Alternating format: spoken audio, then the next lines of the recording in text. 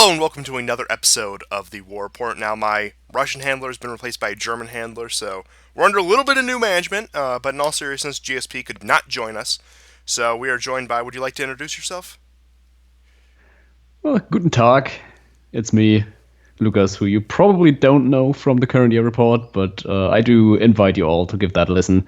So, I've been invited today to take over, and we'll see where it goes. And I suppose we got a little bit of Syria news to start out as usual, and it's more of the standard stuff, nothing really new. Some Israeli strikes in Syria, no surprise. Turkish-Russian joint patrols. And again, ISIS just seems to be coming out of nowhere in the east, which I'm sure is a completely organic move. No foreign backing, no malicious outside elements fueling this resurgence. Not at all, especially near those nice, rich oil fields along the Syrian government Kurdish border, along the Iraqi border. All that skirmishing, all that fighting, all that assassination of intelligence agencies officials. Nothing at all. Protests in southern Syria near Daraa, the cradle of revolution. Nothing about that. Nothing at all conspicuous going on in Syria, especially when you consider the fact there were Israeli strikes. And of course, Israel was just defending themselves from. Okay, I can only keep this act up for so long, and look, every episode That starts stuff out. doesn't even make the news anymore. Oh no, that's why we're here. And I mean, it's funny because they actually did try to pull the Assad used chemical weapons attack thing again, and it didn't take Hmm. off. It didn't take off this year. It hardly took off last year, but definitely not this year.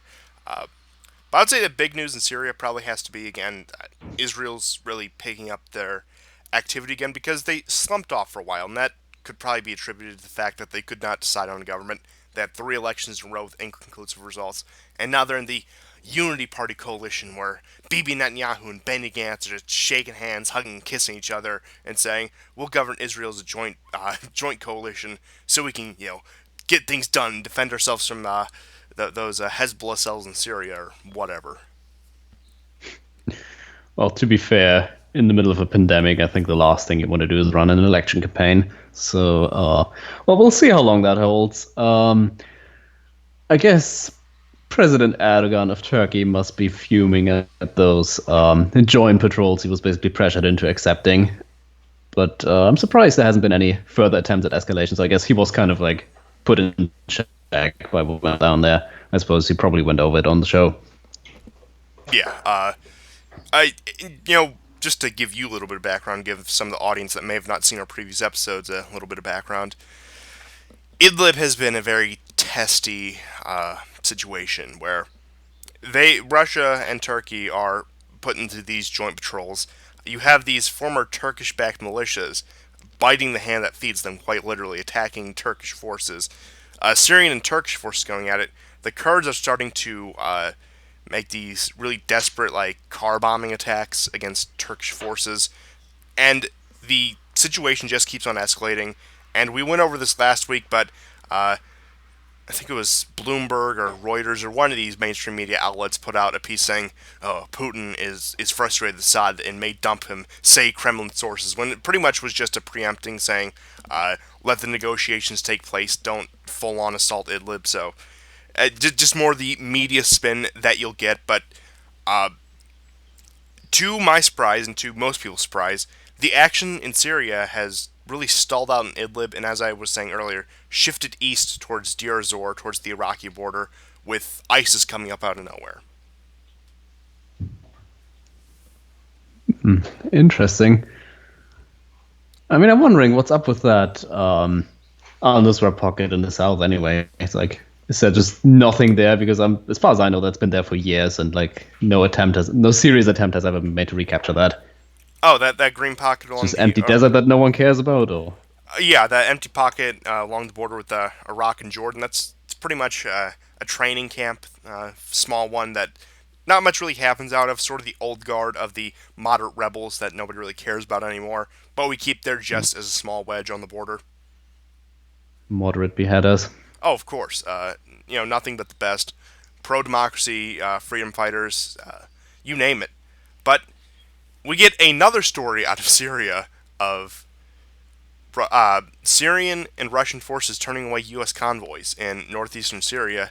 Of course, after these troops were ordered to withdraw, I don't know, December 2018. It's been like a year and a half since we were getting out of Syria for good, and that was before that. It was April 2018, which we all know happened in April 2018 in Syria. Don't Hmm. don't even get me started on that. But yeah, Syria news, like most news, is a bit light this week. So Yeah, I mean, we'll still be waiting on the withdrawal from Syria because, I mean, if one thing was proven by that, it's that Donald Trump is not the one who has the final authority on like military and foreign policy, because they basically just overrode his orders on that one. yeah, and that begs the question of whether is it Trump's weak will or is his hands just that tied? Which we've had that debate before. We've gone back and forth ourselves, and I don't feel like getting into it today. But we have some news about Syria's at least maritime neighbor, and that is Cyprus. And this relates, I would say, Ooh. tangentially to the Syrian conflict with some of the news. So this is from Cyprus Mail, which is from the Cyprus News Agency, which the headline reads: "The U.S. repeats call for Cyprus to halt visits of Russian Navy vessels." Now, this is no surprise. We got into this last week about how Russia's interests in Syria again go back to the Mediterranean ports, and we said that again, Syria would be less vital if they had a port somewhere like Lebanon, somewhere like Cyprus, somewhere like Egypt, which all three they're in talks, but they have ports leased in Cyprus at least, but for both civilian and military use. But this is no surprise, as I'll get into with some of the other stuff between U.S.-Russian relations this episode. Just another attempt for the United States to really keep a grasp on these small, I guess, say statelets, and whether that be in the Eastern Mediterranean, whether that be in Europe or East Asia or the Middle East, keep them under iron tight grasp to keep Russia completely isolated, as it were. And again, this is all stuff we've gone over in the past, but the U.S. isn't threatening any sort of sanctions, but they are threatening to extend the arms embargo that's been in place for the past 33 years, according to this article right here. And they say halting Russian Navy vessels is a prerequisite in order for Trump to lift that ban. Hmm. Not surprising at all. You think they're going to go for it? Because I don't think so. I don't think so at all, but it did open my eyes to something because I would tangentially mention Cyprus as a naval port for Russia as just a generally Russia-friendly country, despite being solidly in the Western sphere. And what I do have to say is, I imagine I imagine the audience knows how much Russian money's in there. How many wealthy Russians go there, keep their money there, vacation there, have business interests there. I mean, how long until we pretty much wage economic warfare in Cyprus in order to get them to submit? That's quite possible. I mean, this is like basically a meme that a lot of Russian money is stored in Cyprus, but at the same time, Kernel of truth. yeah, but at the same time, it's like that does show that there's like major financial ties there to Russia, so it can kind of limit the effectivity of like any sort of U.S. pressure that could be applied. Like, what does America have on Cyprus that they could take away? Yeah, like short of a blockade or giving Turkey the green light to invade the rest of the island, which I don't think either of those are really in the cards, at least not yet. Yeah, I think things would Nah, get much worse definitely for not. either of those to happen, but it doesn't seem like they have much leverage as opposed to a lot of other European countries where they have both massive amounts of hard and soft power. Now, Yep. Reminder that America still has over 30,000 occupation troops in Germany.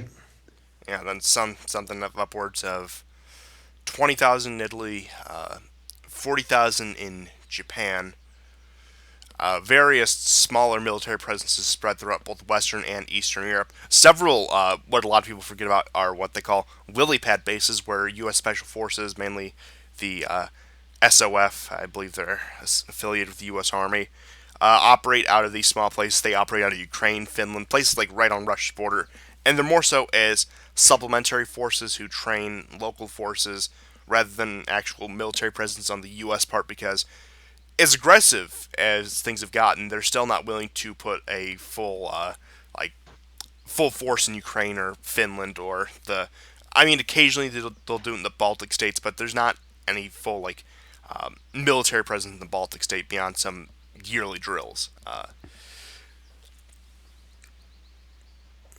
Yeah, I mean, even though they occasionally hype up the whole meme of, ooh, Russia is going to march into the Baltic states at any time now. I'm still waiting. It's been what, like 20 years since the Russian Yeah. resurgence, since Putin came to power and is going to restore simultaneously both the Soviet Union and Russian Empire. I guess the Nazbol thing isn't really a meme. I guess there's a kernel of truth to that, but uh, Nazbol Putin.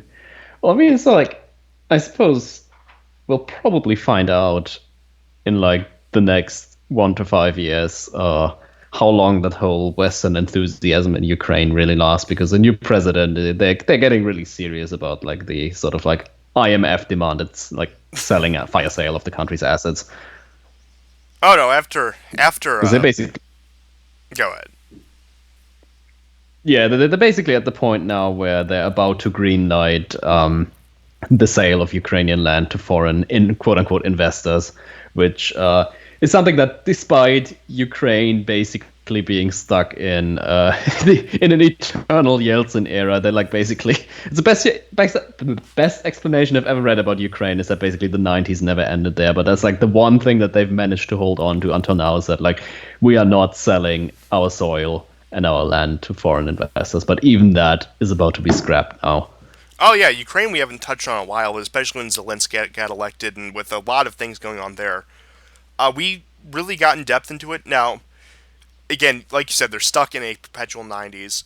Since the Maidan, about 4 million have left, 2 million to Russia, 1.5 to Poland, and then Oh the wow. rest have just gone to various Western countries, whether that be the UK, France, US, Germany, wherever.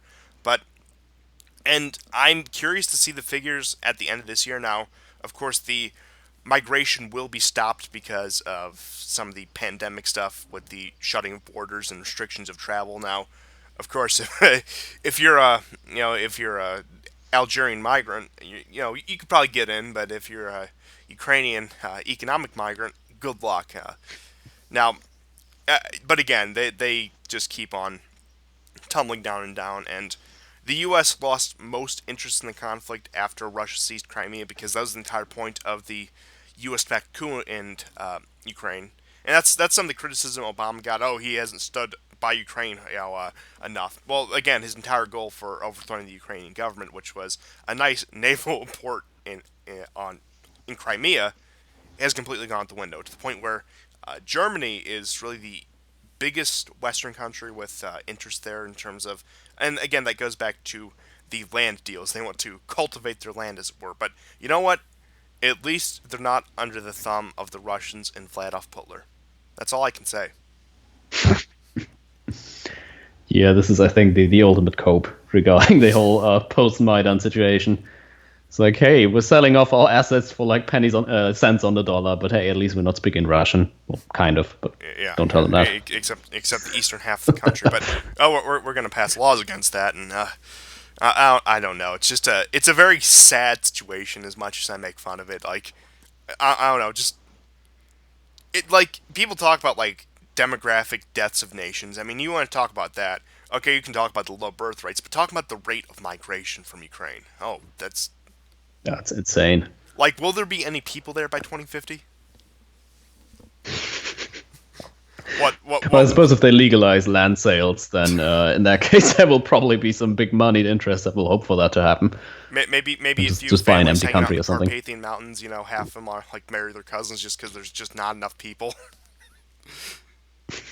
Well, I suppose if any of us ever wanted to buy like a village and live the trad life, then that's going to be an opportunity soon. Putin will reward you with You know, just land like, if you volunteer in the conquest of the Ukraine. You heard it here first. I'm considering it. Well, oh if we're yeah, going back to the more I'd say classical styles of warfare, the rewards you get for one plot of land, one Ukrainian wife for every man who volunteers. Donetsk Foreign Legion. There actually was a little bit I of mean, news that's that pretty much all about it was. yeah yeah, Yeah. but this was from one of their news outlets. Pretty much, they were saying that they would not back down. And Denis Pushilin, who's one of their officials, said Ukraine has to negotiate directly with the Donbass to agree on all legal aspects of further coexistence. Because Zelensky's plan, especially when he first got elected, now of course election promises never pan out and he's back down on it, where he said he was willing to negotiate with Russia on behalf of Donbass and the separatist regions in eastern Ukraine. But the Donbass outright said no, it has to be directly with us. And there had been some success. There had been some prisoner exchanges between Russia and Ukraine, but I guess they're not backing down. The fighting has gone pretty quiet over the past couple of years. 2014, 2015 was when it really picked up. It seems like it teetered off about 2016 to the present, but I mean, you'll get occasional artillery barrages, you'll get occasional like skirmishes over villages, but it seems like they're de facto ruling themselves. As we said before, with some of the Russian government's citizenship moves, offering citizenship to Ukrainians, offering the fast track, that pretty much everyone left in the Donbass, the majority of the population, are fighting age males who are willing to go down to defend the ship, as it were. It's going to be interesting to see how that turns out in the long term. I mean, like I said, I doubt most of the people there would flee, and I think that I'm pretty much of the opinion everyone who wanted to leave has already left. Not only from the Donbass, but Ukraine in general. Maybe not, but I expect more to leave Ukraine in general as time goes on, but especially the Donbass. Everyone who had a desire to leave has gotten out already. Yeah, I can see that. But to further the Russian news, we will go on with U.S. Navy ships enter the Barents Sea for the first time since the mid 1980s. Now, this was a joint U.S. British operation of 4 ships on Monday, and this is the sea just north of Russia, near Finland, near the Arctic Circle. And this has been a more, ironically enough, hot zone when it comes to confrontation between the U.S. and Russia. The Arctic Circle, the Northern Sea, the like northern oceans, the Barents Sea, and they're really moving in to challenge Russian control of that with their icebreaker ships, with their innovations there. I know a lot of Russian, as time goes on, they've really innovated so they could actually use some of their winter ports, like I said, with the icebreakers. But apparently, even the frozen wastelands of the Arctic cannot avoid the grasp of the U.S. empire. It's amazing. Ah, the smell of imperial overstretch in the morning. But I mean, what a terrible, from either the U.S. or Russian side, what a terrible assignment having to, I mean, operate in the Arctic Ocean. I mean, now that summer's coming around, not that's going to make much of a difference, but it'll be a little bit better. But I don't know, just seems terrible. And I Well, you don't said, want to be the guy who's tasked with cleaning the deck. oh, absolutely not. But we said back when the oil prices fell through, which we'll get into a little bit in a couple minutes here, that the U.S. is going to start acting more rashly, more aggressively because of this downturn in oil prices for a few factors. Number one, their economy has taken some downturn.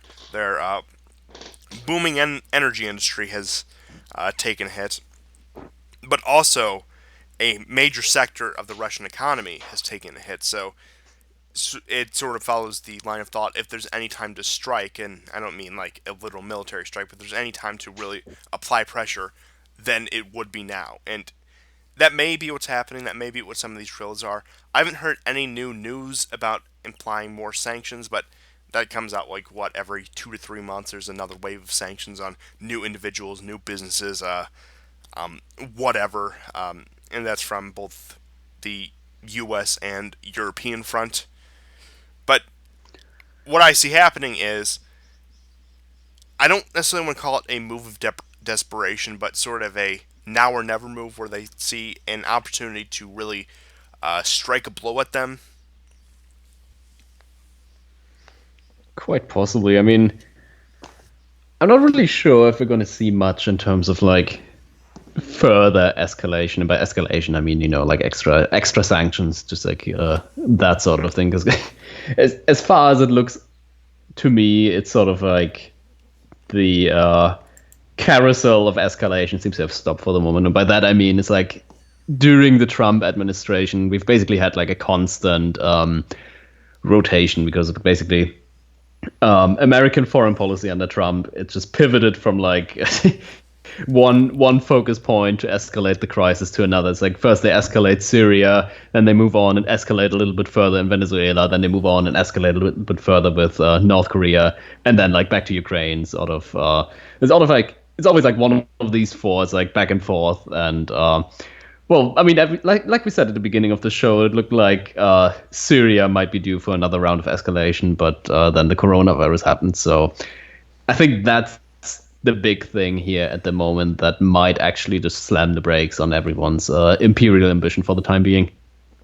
Yeah, this has thrown a massive wrench in things. Now, there has been U.S. escalations with Iran in the recent weeks, but I mean, everyone thought I shouldn't say everyone, but a lot of people thought we were going to get ourselves into a conflict with Iran at the beginning of the year, and that was really a kickoff for, I don't know, quite a, I don't even know how to put it, quite a spectacle of a year, and we're not even halfway through it. So, I mean, again, time will tell what will come of that, but it does seem like it turns out when there's a massive global pandemic, it really throws a wrench into things. Cause things nobody would have expected. Massive economic downturn, shutting down of travel, suspension of military operations. I mean, I couldn't have seen this. A lot of people couldn't have seen this. I mean, there were a few people with some foresight, but I mean, I would have never thought it would have gotten to this level, and things just keep on getting. I don't know, things just keep on accelerating. Like we talked about last week, there was a flare up between India and Pakistan, and I'm of the mind where it will shut things down, but it will also sow the seeds for things to accelerate, as it were, because nobody wants to take any rash actions now, but tensions just keep on mounting because of economic decline of all the factors caused by this. Yeah, I can see that. I mean, India and Pakistan in particular, they got pretty close to open war last year. Well, it was de facto open war for a few days, just without ground operations.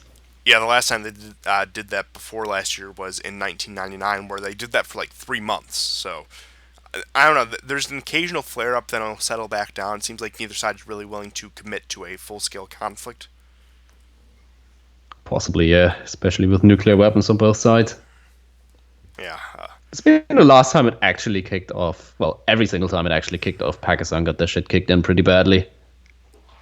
yeah, and yeah, I have a feeling it'd probably be a repeat of that. And again, I don't see either side with the audacity to use nuclear weapons in that situation. But you never know. These things can get out of control all the time. But I suppose we should move on to some more European news and talk about the economy. Now, what you see there is Ooh, the economy. GDP growth projections by the IMF. Now, all of these are deep in the red, except our good friends in Moldova, Serbia, Armenia, and Azerbaijan. Seems like those are the real winners of all this. Hungary, I suppose, they're 3.1, but all the countries in a shade of white, or like pinkish white. It seems like they're going to be the real winners in all this. Of course, the biggest losers in all this are Greece, which, I mean, who could have saw that coming? Italy, Ouch. Uh, Lithuania, Latvia, even Iceland, and the smallest hit by a major power is, surprisingly enough, I say this surprisingly enough, Russia at 5.5 decrease. The UK at 6.5 is the next one of a major power. Ukraine, I mean, with the way their economy's been looking, 7.7 decrease is probably not the best thing for them right now, but I don't know, it looks like based on So that means these, the last cables are going to get ripped out of the walls overnight and sold on the black market. unfortunately, yes. But I don't know, it looks like the big winner in all this, I suppose the smallest loser, we should say, is Armenia. So, superpower Armenia 2030. Oh, definitely. Well, I mean, this is all pretty much to be expected, considering that, well, economies are basically shut down, full stop. So, the bigger question is, I think, what kind of recovery is going to take place, whether there's actually going to be some kind of V-shaped, straight-up recovery after we've hit the low point and start opening up again, which frankly, I don't think that's very likely at all. I mean, I guess I this just might think play out this, differently in different parts of Europe. yeah. I Yeah. just think this gave a few months head start to what was already happening. Yeah, I mean, it's like, as the joke goes, we predicted 20 out of the last two recessions, but here we are. Yeah. Yeah, and then another ones taking a big uh, decline that are relatively smaller countries are Croatia and Montenegro. So it seems like, I don't know, it seems like Serbia is just completely unscathed when you judge by its neighbors. So make of that what you will. Serbia strong. Well, I mean, it's slowly starting to open up again. At least Germany is. I think Italy and France have slowly begun lifting their restrictions. So um, I don't know. It's like I think it's not entirely impossible that we're actually looking at like a really big, not just recession, but actually depression here, because it seems to be like a bit of a perfect storm. I'm sure you've discussed this previously already, but there's a lot of factors here, and kind of the big underlying thing is that even before all of this kicked off, the central banks, not just in Europe but also America, and for most central banks that I'm aware of, at least the big ones, that basically they were running in crisis mode and have been running in crisis mode since basically 2009. So the thing is, like, all of the normal arsenal of what they could actually throw at a recession in terms of monetary policy, it's all pretty much already been exhausted over the past 10 years, just in order to kind of like keep up some kind of semblance of a normal status quo. So now that we've actually fallen off the cliff, there isn't a whole lot of things they can do apart from like literal helicopter money, which we've now been starting to see, at least in the United States. So if we're actually staring down the barrel of the really big depression here, where we're looking at maybe a decade of like at least lost economic growth, if not permanent high unemployment, and then generally shrinking economies over multiple years, there's just not a lot that they will be able to do in terms of monetary policy. And that's kind of where the big risk comes in of like, maybe we're going to actually see some major economic destabilization. Maybe we'll actually see finally the end of the euro, for example. So it's kind of uncharted waters we're in at the moment. Now, one big concern that GSP and I were talking about over messages last night, what he says is he fears that this might be able to. Now, he didn't say he was certain it would, but there's definitely the very real possibility this could push Russia back into a Yeltsin era. But as we discussed, I mean, the impression I get with how fresh that is in Russia's memory, with how much resentment still is against the Western powers for the 1990s. Now, how much that is to blame, again, you can dispute it. You could put, I would say, fairly quite a bit of blame on the Western power for the state of Russia in the 1990s. But again, some internal things, of course, internal corruption. But I don't know. I think Russia will probably chimp out before they allow themselves to become a Yeltsin era power again. Yeah, I mean, that was basically just a targeted looting of the entire country by those Chicago boys. Um, but yeah, no, I don't see that happening again. I mean, the text that I was reading about the whole situation with the oil price is that that's pretty much what Russia intended, because it will weaken the position of, for example, Saudi Arabia, which is by and large much, much, much more dependent on oil economically than Russia is, as well as, well, obviously, I mean, what we saw with the oil price going into negative, it has sort of recovered. I think it's June contracts. They're still at around like 20-ish dollars at the moment. We can still, if stuff stays locked down, if demand does not go up significantly, I think we might be looking at another negative oil price scenario towards the middle or the end of this month. But basically, this if the oil prices stay this low, this is the end of domestic American production because fracking simply does not make a profit at this kind of price level. So yes, it does hurt Russia, but at the same time, geopolitically, it's a good scenario for them. And from what I've been reading, they were pretty much preparing for this. They can ride this out for quite a while. If it's Yeah, like they have like a rainy day fund of like 5 years four, now. 5, 6 years of this kind of like oil price level. It won't really hurt them. So it can turn into a big strategic advantage for them. Yeah. Now, with some of the shutdown payments and the payments they have to make to people and small businesses, that may shrink the emergency funds just a little. They may also decide if they're running in the red, they might as well run completely in the red, which is a decision some countries make. Again, it just depends on the situation you're in, whether that happens or not. So we'll see on that front. But pretty much any downturn for Russia, any forecast of doom, could equally, if not more, be applied to the European Union and the United States at this point. And as you were saying with Saudi Arabia, their economy is much more dependent on oil, and they don't have that emergency fund. But again, they're in the pockets of the U.S., and as you said, U.S. shale is most likely dead. What isn't shut down will be gobbled up by major corporations. Some of these more upstart ones, their death warrant has probably been signed by this, but uh, I mean, it wasn't Definitely. it wasn't going to last forever. And there's an argument to be made. I've heard it that the elites may have wanted the domestic oil industry to take a hit in order to reaffirm our interdependence with the Gulf states and our reason for being in the Middle East and our reason for maintaining that I'd say imperial sector, as it were. Um, I mean, I can see that there are probably few people in the Beltway that feel that Yeah, way, but I think there's been too much money and energy basically spent on this whole idea of American energy independence to just like drop it like that. I think so. I don't think that anyone in Washington really expected or even wanted it to happen that way. Also, another factor I think that's often ignored is just to what extent the Russian economy has shifted to a much more kind of like autarky model since all of the whole sanctions business was announced. Because basically, if you're a Russian domestic producer of goods where like sanctions have been placed on the country by America, I mean, it couldn't be any better because suddenly like all of the foreign competition is gone.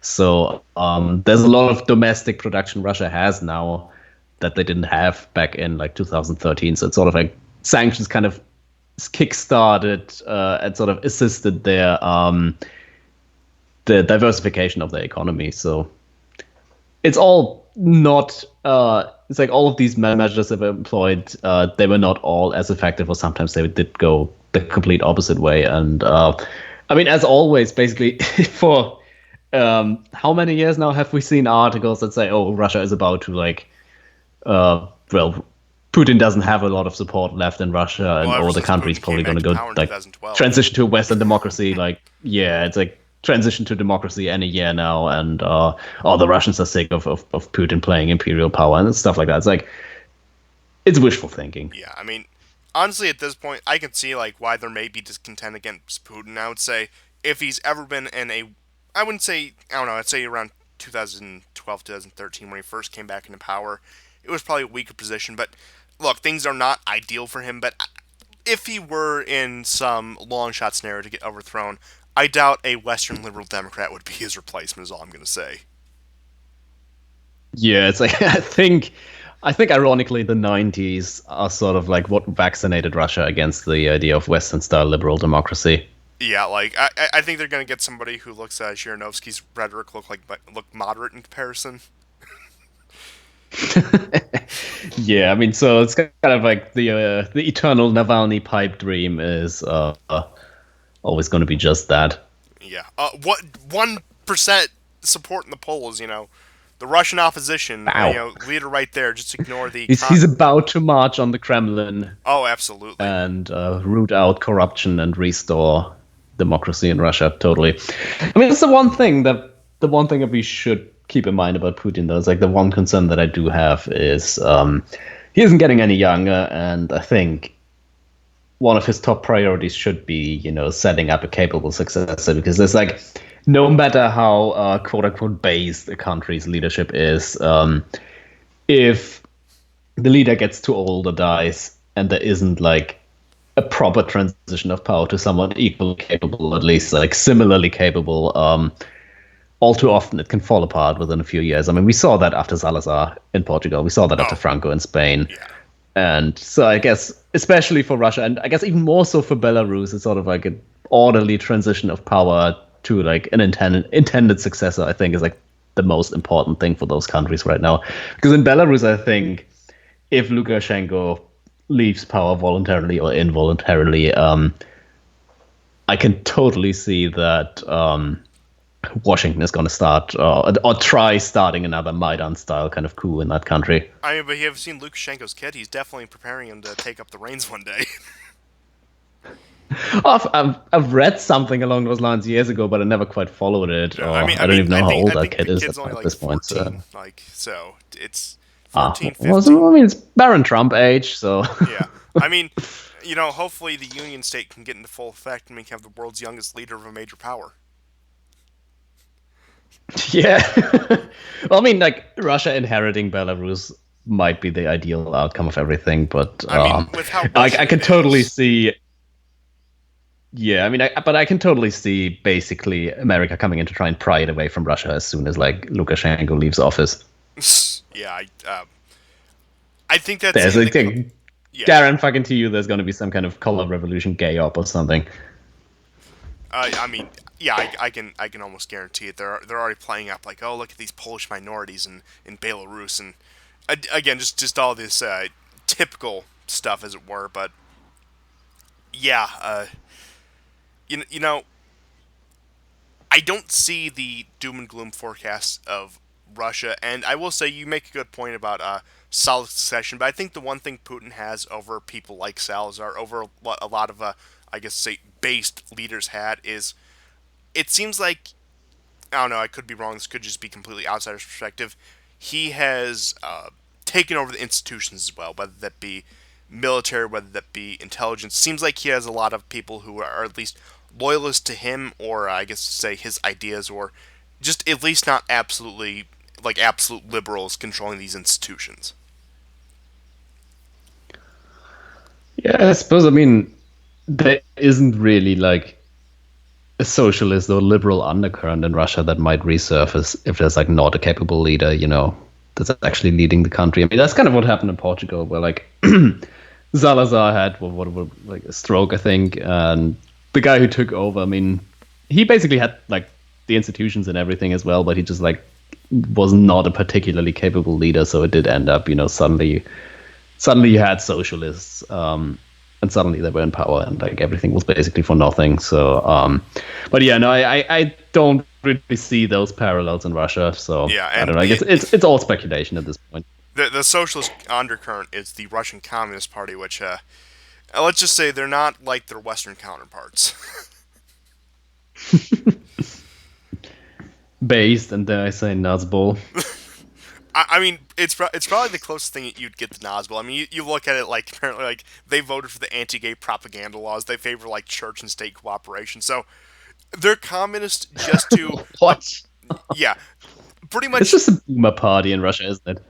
Yeah, no, there's not a liberal party in Russia, but pretty much what the Russian Communist Party represents is a few genuine communists and a bunch of boomers who get nostalgia when they look at the hammer and sickle. Yeah, that's kind of what I was thinking. It's like, yeah, the big boomer party. Yeah, like those displays during the '93 coup where you have the Imperial and Soviet flags next to each other. Same guys just standing there behind sandbags. That's one of my Incredible. favorite See, this pictures. is kind of what I imagine Twitter would be like in real life. Ah, yeah. Except an overrepresentation of Zhirinovskis. There's a bunch of people ranting and raving about Yeah, certain groups of people. yeah, and one or two stressors and Astolfo cosplay. Oh, of course. But moving on to more European news, I suppose we should talk about the death of democracy in Europe. And Ooh. yeah, the Freedom House degraded Hungary's rank, as well as Poland's rank, but Hungary was the main target of the saying, the death of democracy, they're becoming a less functional democracy, authoritarianism is taking root. This is just like the 1930s with that guy with the mustache, and he took power and he did stuff, and it's scary, which is why we need pride parades in Hungary.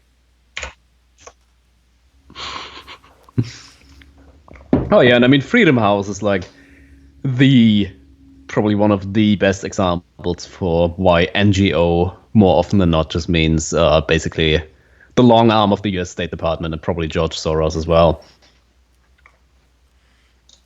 Yeah, and Just looking for a I mean, post here. you, Uh, you look at the money these people get, but yeah, they're so yeah, this is what one of my followers sent me.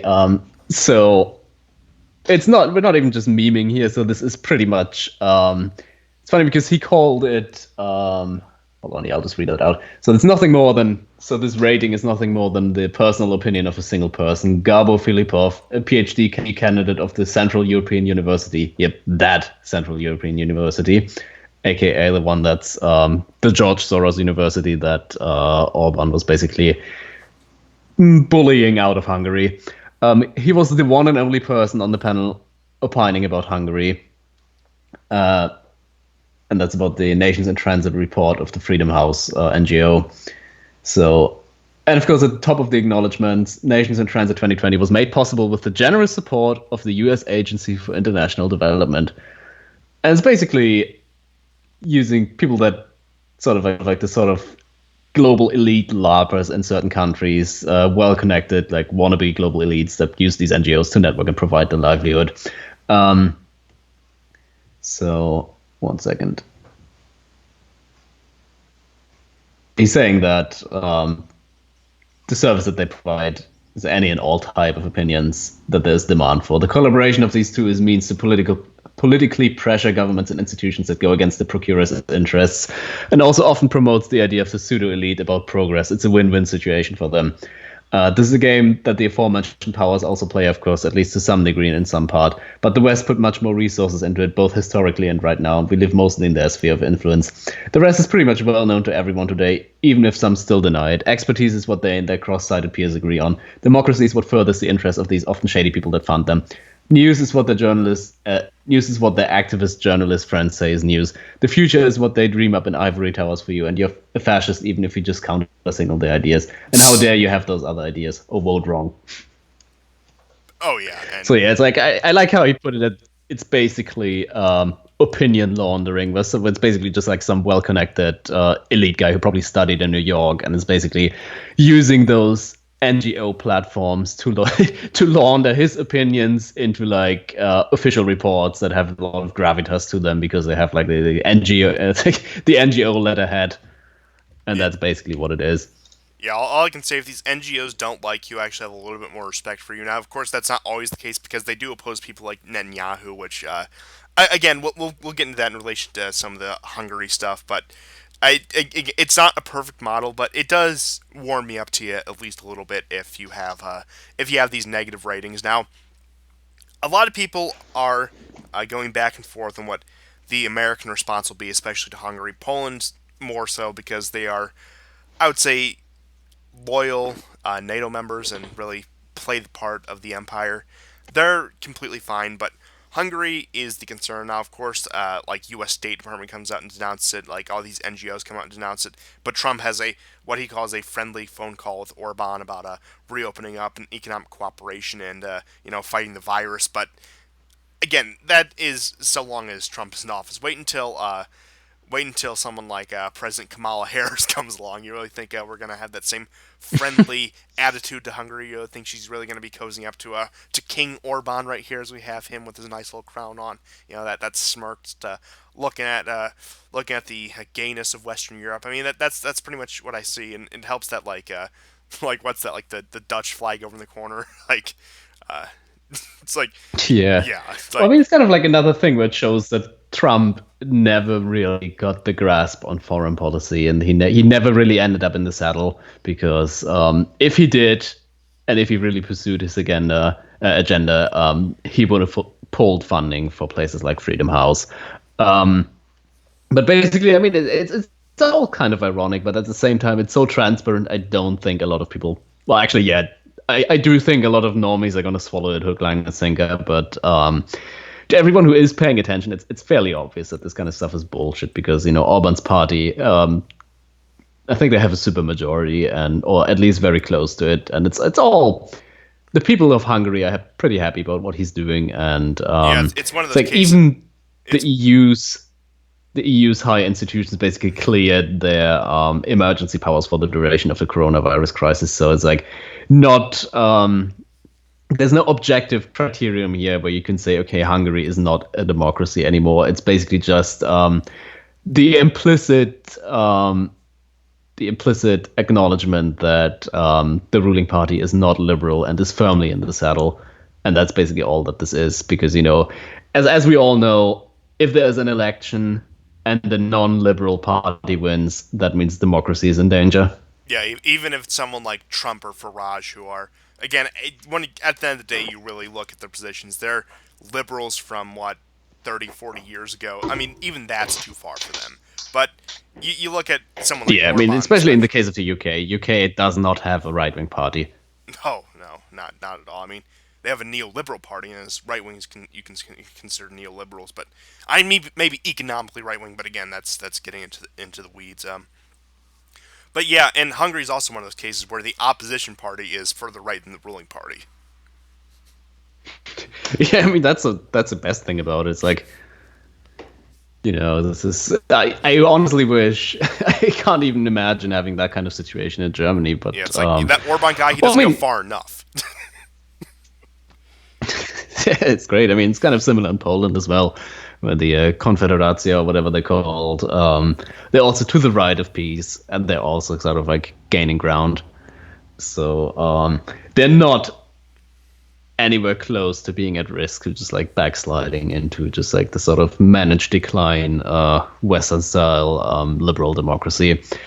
So I don't really think this is going to have a lot of immediate implications. But like you said, if there is, if Trump leaves office and someone who's like not even pretending to do anything against like the sort of global homo imperial sort of what do you call it, imperial narrative, but like actively embrace it, then I guess this sort of like rating could be used to like justify whatever measures they will be taking against Hungary.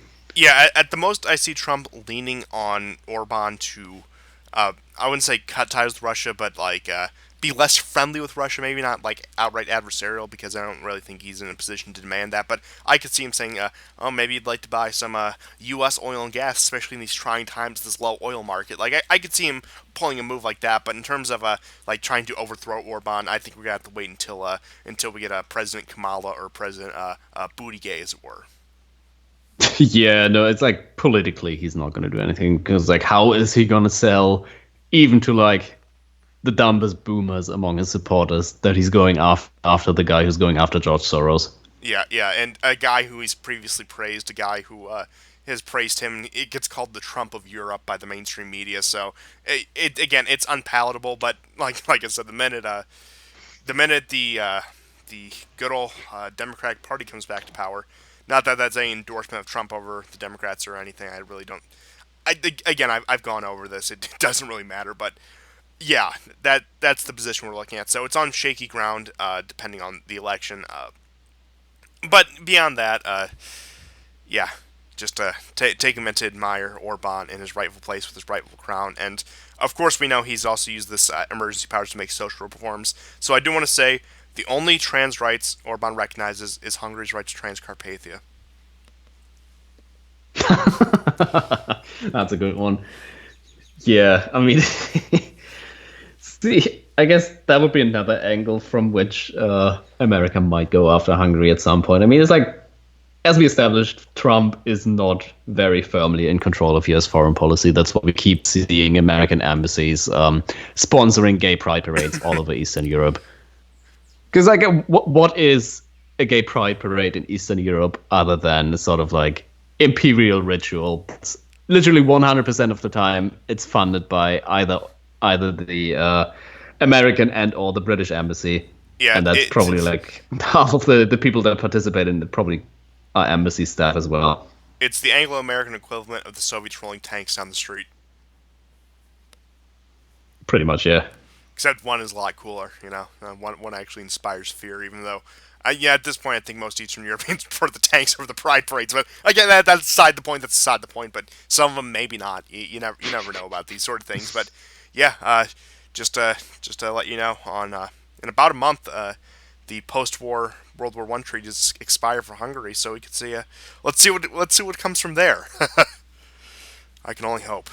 Oh boy, Will the we're Kingdom of gonna Hungary see rise again? Trianon revisionism. Thank you, thank you. Yes, Slovakia is rightful Hungarian territory. Yes, thank you very much. But beyond that, I don't know. Maybe him and Putin will team up to partition the Ukraine. We can only hope. But uh, Free for all. Well, I mean, they're giving away their soil now, so yeah, maybe they just need to save up a bit and then just buy back whatever they want. not a bad plan. Maybe I'll have to look into a plot of Ukrainian land myself, as we were previously discussing. Maybe we can form our our right wing isolationist community in the Ukraine along the Black Sea. Under the protection of Vladimir Putler, of course, because we all know he funds the global right wing, really in behind all that stuff. Definitely, of course, at the direction of Dugin, who is ruling the entirety of Eurasia from a bunker in Vladivostok, as we all know. Oh, definitely, and who's also perfectly subverted the American right with paid operatives that are obviously behind everything. Yeah, because we all know that Richard Spencer, definitely in the pocket of Dugin, and a massively influential figure in the United States. Definitely, direct contact to Trump, the American government, Mike Pompeo. Yeah, I mean, he's in good. I mean, he's won at this point. I think we should just surrender because there's no hope of victory over this worst menace. Yeah, I mean, there's obviously no higher priority to a Russian intellectual than buying up an American political movement that hasn't been relevant since 2017. So, Oh, what gives? yeah. But with that aside, I suppose we were talking about a little bit of the global, I would say, homogeneity, homosexuality, whatever you wish to term it. It turns out a little happening in Venezuela over the past couple days. Ooh, So I've yeah, that seen, was an interesting one. I've seen all sorts of takes on it. Pretty much what happened is two Americans with about 11 other people got detained for entering Venezuela armed, and they were going to try to overthrow Maduro. Um, Sort of I don't know, like a generic brand of the Bay of Pigs, except dumber. Now, the guy who actually planned the And operation. fatter. Oh, yes, of course. But the guy who planned the operation wasn't arrested. He stayed in Florida throughout it. He pretty much confessed via phone call that it was his operation. He was a former Green Beret. And for those of you who don't know, the Green Berets are the arm of the U.S. military whose goal is to train foreign forces. So they get called the force multipliers oftentimes. And he admitted that. He also runs a private military contractor company. So he has that. Now, I don't think this is CIA. I think this is just some guy who got too big for his britches, thinking I'm going to collect that $15 million bounty on Maduro, and we're going to bring freedom to Venezuela. I think again, I think it was just sort of that mindset rather than anything from the U.S. government because maybe I put too much. Maybe I give the CIA too much credit. Maybe I give the State Department too much credit. But I think when they try to do these sort of operations, they might not succeed, but I see them doing a cleaner job than this. Well, it's a bit of an interesting situation because, I mean, the whole thing seems to have been fairly amateurish. And so there's some things that do stick out because apparently, I'm just reading Barbara Boland's article on the American Conservative. So apparently, there was, let me just control F that one. So however you pronounce that, Cliver Alcala, a retired Venezuelan general who has apparently been working on training dozens of deserting Venezuelan soldiers at secret camps inside Colombia for a year. Coincidentally, he was arrested in March on U.S. drug smuggling charges and is in custody in New York. Interesting. So people involved in that thing have been popping up on the radar of the feds before. And I mean, my take on this entire thing is that I I believe that there is no way that someone with a private security firm and a bunch of people that feel like basically just going over there and starting some shit. I don't think that someone like that could plan and execute a paramilitary. Well, it was basically a terrorist operation, literally by the definition of the words. I don't think anyone could organize and pull off a terrorist operation in Venezuela, which is an area that's basically like right where like Sauron's eye of like American foreign policy interest is looking.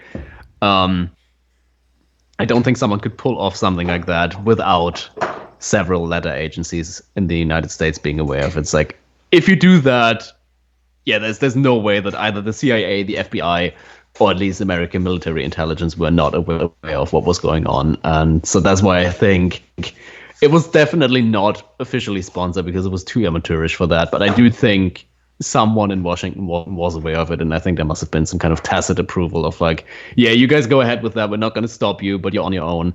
And I guess someone in DC must have probably been chewing some popcorn and watching that shit show go down live. Oh, Mike Pompeo probably with a 3-course meal because we all know he could use more of those. Yeah. But yeah, Pompeo comes in saying, "We'll do everything in our power to secure the release of these Americans. These freedom fighters who crossed into a foreign country armed and who are."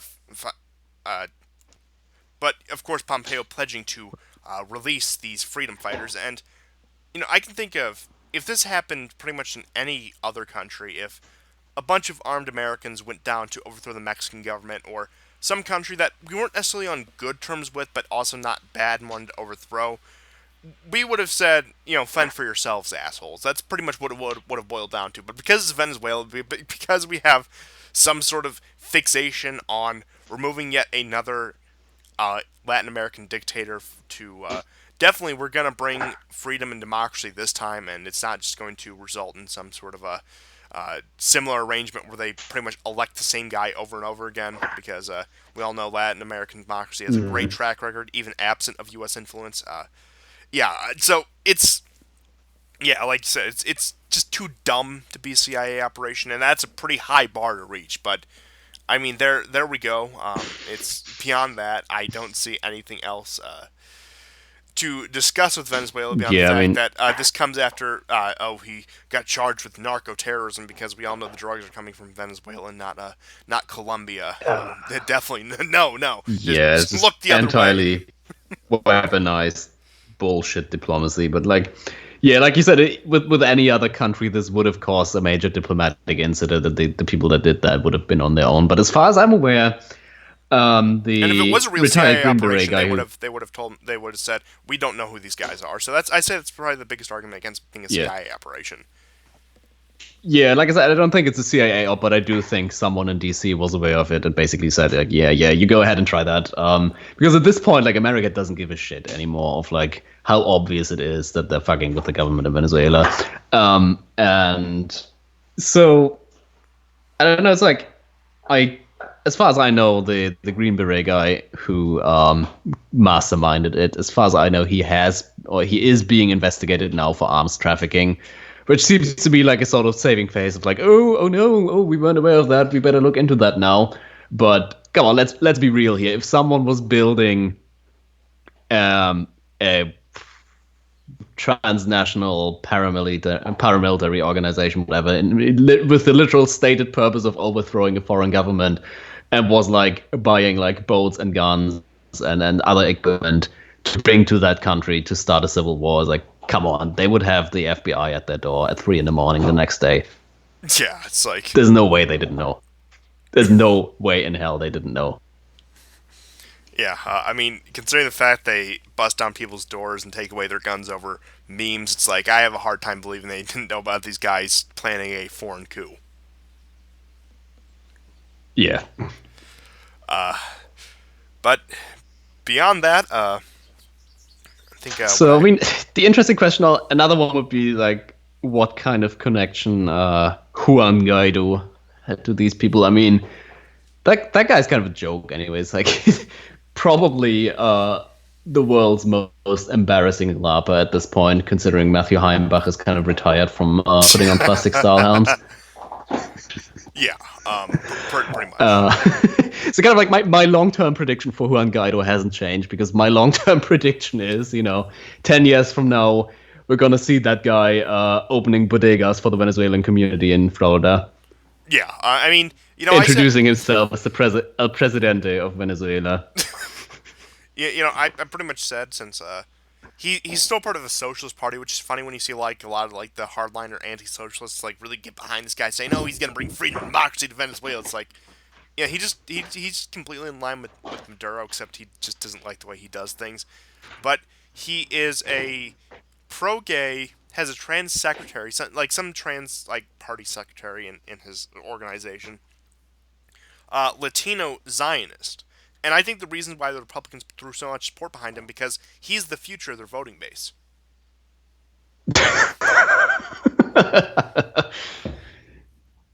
Yeah, I can see that. Well, I guess once he realizes that his lab is not going to go anywhere, and he does finally make the move over to Florida, Yeah, maybe we will see him as a Republican. Maybe he will rebrand as a Republican senator. Who knows? yeah, up there with Marco Rubio. Wouldn't that just be something? And then he could be like, "My country needs to be free, yes, or like, okay, I'm going too far in the weeds with this one, but yeah, I could see him like being like a Venezuelan exile who gets into American politics, like this like big inspirational story they tried to sell us, which is why we need to free Venezuela or some crap like that. Yeah, it's like, at least I think like the worst case for him is he just ends up with a book deal in America. That's kind of his bottom line. It's like a book deal.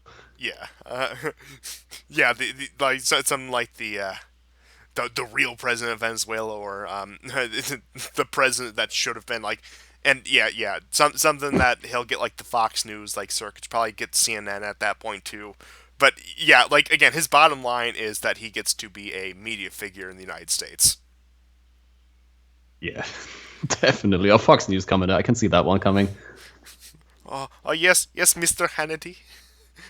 We need to bring freedom and democracy to Venezuela. Okay, I can't do the accent. I'm gonna stop trying. But it was a fun attempt. I can say at the very least. Yeah, which is also why kind of like I have to counter signal some narratives that I've been seeing on Twitter from people that are normally spot on when it comes to American foreign policy. But like I saw someone saying that the fact that Guaido has not been arrested and imprisoned yet is kind of like a proof of America's strength, which I'm gonna have to hard disagree with that one, because No, it's just that he's the such a fact clown. that He's not even Maduro worth is still president. Yeah, it's like the fact that Maduro is still president of Venezuela and still has power is proof of the inefficiency of American foreign power. Yeah, because look, It's like they can't do. It's evident they can't do much more other than guarantee the safety of a single guy who laughs as the president. I'm gonna say like I'm no fan of Guaido or regime change in Venezuela, but let's just put it this way: Maduro is no Assad. He hasn't been able to hold his country together under pressure. It's been by dumb luck and incompetence of the U.S. Is the reason he's still in power. Yep, pretty much. But yeah, like again, I've praised the most obscure leaders, but I don't even think. Again, I'm not even gonna go on limb to defend Maduro beyond the fact that like, wow, he's somehow more competent than the other guy. Who would have thought that was possible? A former bus driver versus the Yeah, guy larping as president of Venezuela. Who will win? yeah. I mean, I don't like the guy either. Again, he's not really defensible, but we got to be principled here, and there's not a single case where U.S. sponsored regime change has ever changed things for the better. Yeah, yeah. I mean, like, oh, you got So just Pinochet just for based 10 on that, years. Oh, wow, wow. He, oh he great. he he definitely saved Chile, and it didn't slip into a liberal hellhole as soon as he stepped out of power. But at least he saved the economy. At least we have helicopter memes now. Yeah, yeah, Libs owned. yeah. He definitely increased. Yeah, he definitely. Again, he's another case of like, like I'm not going to defend the more neoliberal policy, but I mean, he purged a lot of stuff. He put the church in a more like socially relevant position. But look at what happened after he stepped down. Yep. Well, you have some like center right like liberal woman running Venezuela talking about like fucking abortion rights or something. Yeah, again, you get these cases where and seeing as he was a CIA pet, but of course the baseness was never going to last. So and but that does remind me. I miss the days when if we wanted a Latin American government gone, we'd pay some corrupt military officer rather than try to do like the extremely gay wave we've done in Venezuela. Yeah, I guess American hubris might have been a factor there. Yeah, it's like I mean they tried a European style color revolution in Venezuela, so it's like I don't think that's gonna work out too well. But I mean here we are. Yeah. Yeah, I think Maduro's probably going to outlast Trump. Oh no. But I suppose the final topic we can close out on is so China has been in the news lately. I wonder why that has been, and I it's weird because you get you get a lot of the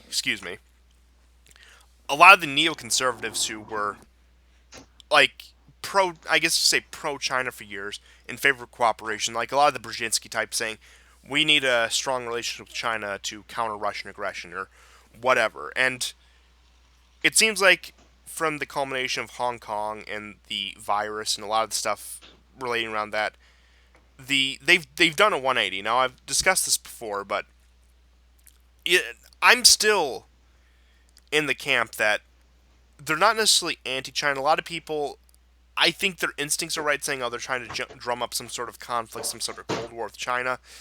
But what strikes me is, I think they're trying to, with this more recent rhetoric, whip China back into shape, put them back in that position that someone like a Brzezinski would want them, where it's the economic interdependence, it's the globalism, and it's the keeping Russia contained on their eastern front.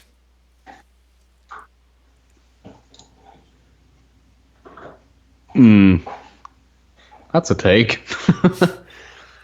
So I'm seeing more of a pivot towards,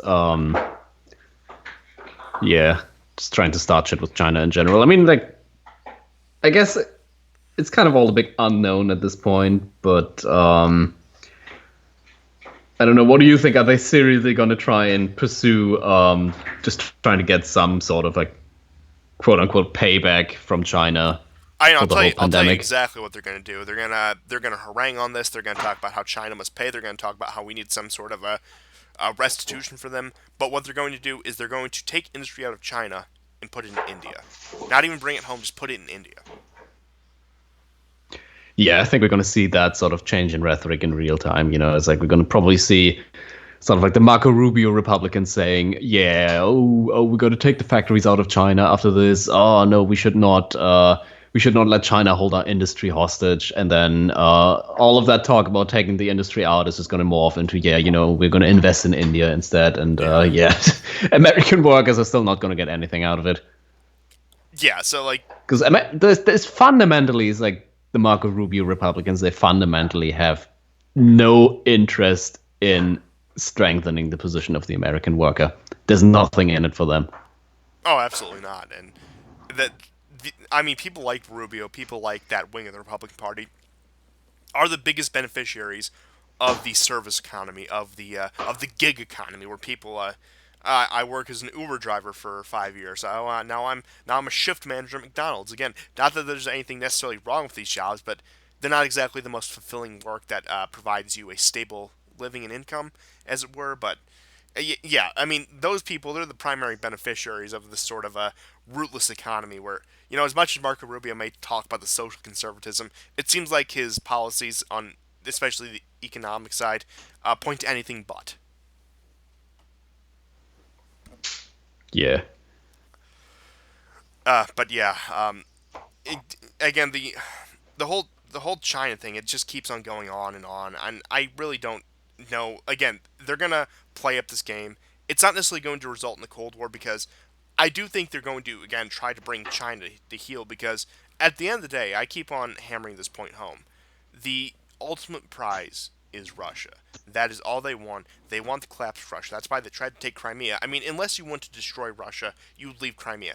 Hell, even after World War One, the Germans let Russia keep Crimea. That's the kind of level as we're at right now. And China is a key in that. They do see China as a threat. I would say in the long term, they see them as someone who would challenge American power. But I don't know, maybe with Xi in power, with Xi Jinping in power, they see that as more of a possibility. But especially with the establishment of the Communist Party and how I would say intertwined they are with American and Western governments, how much they benefit from the economic cooperation, they're content with bringing China back into the sort of arrangement they had 20, 30 years ago, rather than absolutely destroying them. Now they'll put pressure on them. They'll support like the Hong Kong stuff. They'll support the Tibet stuff. They'll say free the Uyghurs. But at the end of the day, all that is it's it's e- it's all a wedge. It's not anything they're serious about. Yeah, I mean, the Hong Kong Reddit revolution. I mean, that was just an infinite source of cringe before the whole coronavirus thing kicked off. Um, well, I mean, it all sounds to me a bit like there's a lot of Cold War thinking still going on in America, and which could lead to basically them, and I think that's already what's happening. A lot of foreign policy people in America basically missing the sign of the times because they're so eternally focused on Russia that China is basically turning into a global power under their noses. The real interesting thing is going to be just the relationship between China and Russia moving forward. And I mean, I suppose it's probably a favorite topic of this podcast, just generally the coming multipolar order. And I mean, if you ask me, Syria was the turning point. Like Syria was decided by Russia, by Iran, and by Turkey, and America wasn't even at the table. And I think that if in retrospect, in the future, I think that will be considered the point where it was evident that the multipolar order with multiple great powers on the global level, where that became an inevitability. And I think Yeah, the and then sort that of was American cemented by hyper focus on Crimea, Russia is and one of the things that kind of helped it come along.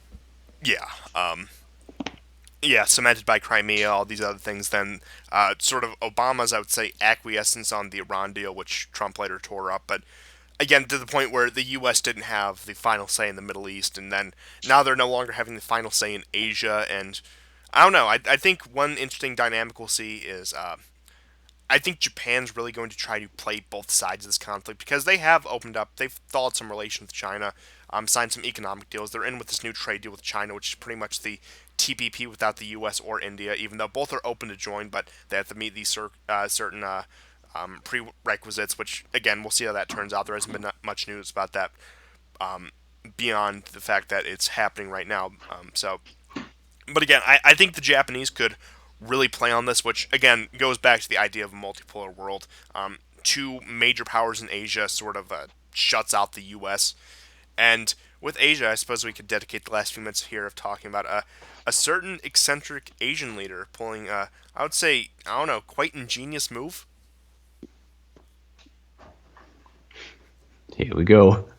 So, Kim Jong Un is confirmed alive, as I suspected, and it turns out, I mean, he's done things like this before. He occasionally disappears and then reappears, but apparently, according to sources in the media, he deliberately faked his death, not just disappeared, but made people think he was dead in order to root out any dissent in his government. So I have a feeling we're going to see more uncles fed to dogs and put to the to artillery barrages.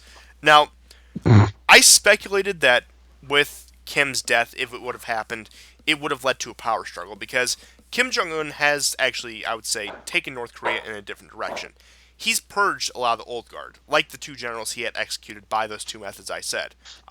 He's brought in people like his sister. He's brought in sort of a new guard. So we are seeing a reformation where he wants to bring in his new people, get rid of his father and grandfather's regime, as it were, and really make it his own and not necessarily be beholden to them. Which is why I think we got some of the stuff in the negotiations. That's when his sister really started to come on the scene. Make the jokes now because now's your opportunity. But I have a feeling this was sort of Commence the waifu posting. yes, that's a requirement. I will tolerate nothing less. But honestly, it does make sense because he has been looking to really make this regime his own. And if there's a way to really clean house and show the people who would act as vultures at his death, I mean, it's kind of a people compared it to when Stalin faked having a heart attack and then he arrested the guards who attended to him because his one command was do not enter the room while I'm sleeping. So it was sort of that move on a massive scale. Sounds like it. I mean, the whole thing just seemed fishy to me. It's like my criterion was as long as South Korea doesn't say he's dead, I'm not gonna think he is. And well, turns out I was right to stick to that. But yeah, it's like I don't really know much, or at least enough, about the inner workings of North Korea to really speculate what's happening here. Because I mean, for all I know, he could have just been at his great leader resort and just just riding out the coronavirus surrounded by concubines. Yeah, his emergency bunker of 2,000 war brides or whatever it was. uh, yeah, and then he made his return on the white horse. So I mean that was something. Ooh. Oh, Uh, I thought those were old pictures. Now those were old pictures, but then his reemergence also was similar. Ooh. That's like Gandalf style. Yes. I mean the man has Kim Jong style. Un the White. Say what you will about him, he has style. He's definitely taken North Korea in a new direction, and honestly, again, as you said, it's sort of a closed circuit in North Korea. You don't get much news out of there, but I wouldn't be surprised if we start hearing things about X official disappeared or Y official was sentenced to 15 years hard labor. Since again, I think he's going to go all out, exploit this crisis, exploit his fake death in order to really clean house and establish it as his own. Now, of course, that is the drawback of getting rid of like old time figures who've been there for decades who really know what they're doing and replacing them with relatively fresh faces. Even though we could see how that works out. It could be better, could be worse. I mean, with North Korea, I mean, the really place you can only go is up. So you know. Hmm. Yeah, that's true. Yeah, I mean, has any progress made on any sort of peace talks with South Korea in the absence of Trump, or has it all been kind of like stale? Yeah. But we'll definitely see how that works out. I mean, possibly with a rising China, which may spur a rising Japan, we could see a cooperative Korea to ensure the Korean Peninsula isn't subject to yet another century of foreign occupation. Now, I doubt that, but I think, especially with North Korea's nuclear weapons, if there was ever a time, it would be now. Yeah, I think so too. But yeah, I mean, a bit slower than the At least we're other. gonna get memes out of it. I mean, yeah, absolutely. That's that. I'd say that's primary goal number one. I mean, look, we are on. I think we've come to accept the fact that we have very little to no influence over the events of the world. We are just observers, and we enjoy the spectacle. We're just here for a laugh. Exactly. And that's pretty Documenting much it. Yeah. documenting the decline in real time. Hopefully they will reference this in classrooms where students will not pay attention in 400 years. But I can, Chinese historians of the future might study this. I mean, look, we already have a viewership among the Russian and French governments. We've confirmed that as much, viewing Putin and Macron's moves. So we can say that at the very least. So we have somewhat of legacy. My voice is out there for as long as the internet exists. So this could precede me by how many hundreds of years or whatever. So long as there's internet infrastructure, as it were. Oh boy, that's quite a thought thinking about. The internet's only going to get bigger if it continues to exist. But I'll leave you with that. It's been Can you the war report. imagine historians 200 years from now looking at waifu memes of Kim Jong Un's sister, trying to figure out what the hell is going on? Yeah, I can't tell whether I pity or envy them.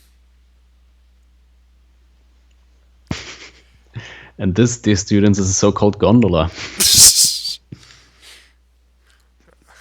It is a funny fact that that sentence probably will be said at some point.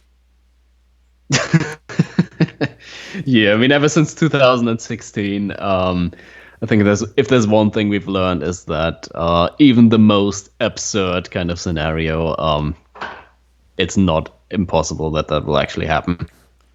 So you see, here's how this celebrity billionaire from Manhattan led to the rise of a multipolar polar world order. I mean, if you wanted to, you could really go and make the connection from like Gamergate and any occasion annoying people, unfortunately, Yeah. to the rise of the multipolar world order. So it turns out a bunch of people making these frog memes is the reason why Russia and China rule the world today. Who would have thought?